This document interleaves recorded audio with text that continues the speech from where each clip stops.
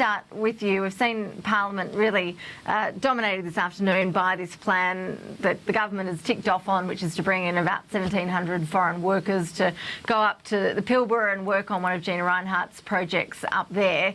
We saw in Parliament today the Prime Minister say that, yes, she'd really only got the specifics of this plan 2 days before it was announced by the Immigration Minister, Chris Bowen. Is that a problem? Well, it's transpired to be one, because now there's argument as to who said what to whom and when, and that's never a good thing. Because in reality, this isn't I think a difficult story to sell to the electorate. 8,000 plus jobs being created in the Pilbara to exploit a huge iron ore resource there, massive revenues to come to the country, and perhaps 1,700 foreign workers if the Australian workforce doesn't take up that allocation. So a good story, but made messy because of this he said, she said sort of problem the government's got itself into at the moment.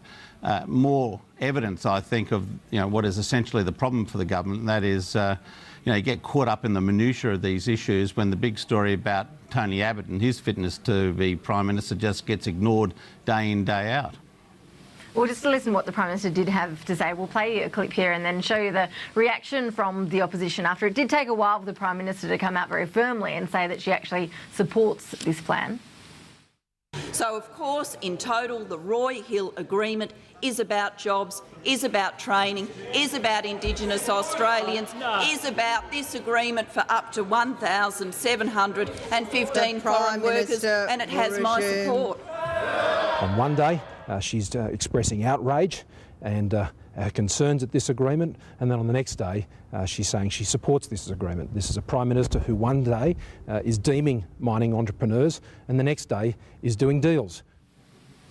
Graham, the coalition actually backed this sort of plan going ahead, but it has come down to the process around it and the minutiae, as Bruce said.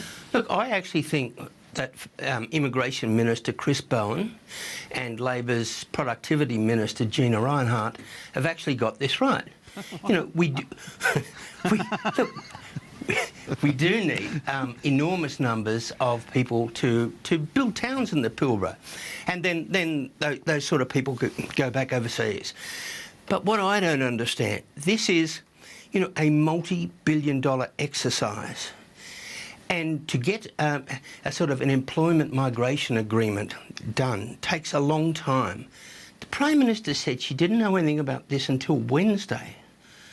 What on earth should she be doing? Half of Canberra, half of the mining industry, certainly a lot of the trade, everybody knew that this had to be the outcome. And where on earth has the Prime Minister been to say that I didn't know until Wednesday? And the other thing, I think that we've got to the stage now where trade union leaders have never in Australia's history had less impact, less power, less influence. Even a Labor government doesn't listen to them anymore. Even John Howard used to pick up the phone and talk to a couple of respected union leaders. Not this government. No, unions don't count anymore. Bruce, we have seen this feeding into this speculation about the Labor leadership again. How serious do you think that is? Do you think that there is a push on again to bring back Kevin Rudd? Is this serious?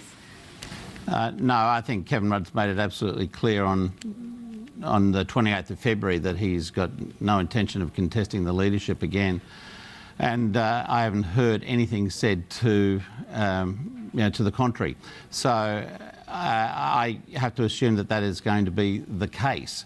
No one else is putting up their hand, as far as I know. So Julia Gillard will continue to be the Prime Minister.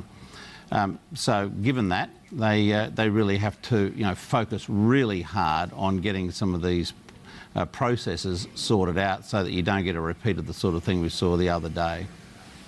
Yeah, and I'm going to be asking Doug Cameron a little more about this. We're speaking to him after the next break. Graham, there's something on the coalition side. You heard me speaking with Barnaby Joyce a little earlier. How difficult an issue is the Murray-Darling plan for the coalition when you've got the South Australian Liberals really trying to push one agenda and the actual Water Minister a different one from the kind of the Queensland end of things? Yeah, look, it is awkward. It's awkward for the coalition, but it's awkward for everyone along the river. But we've sort of now... We've had lots of meetings, we've had lots of impact statements, and we're sort of back where we started. And that is that the ministers, the state and federal ministers, have to make a decision.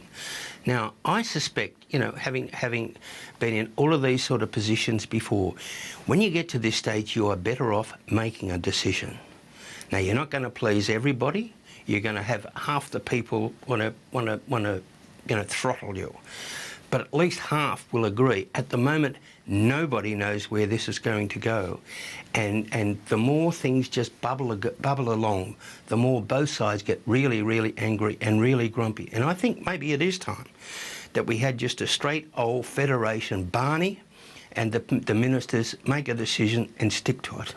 Is that the way forward for this, Bruce? Sorry? Just say that again.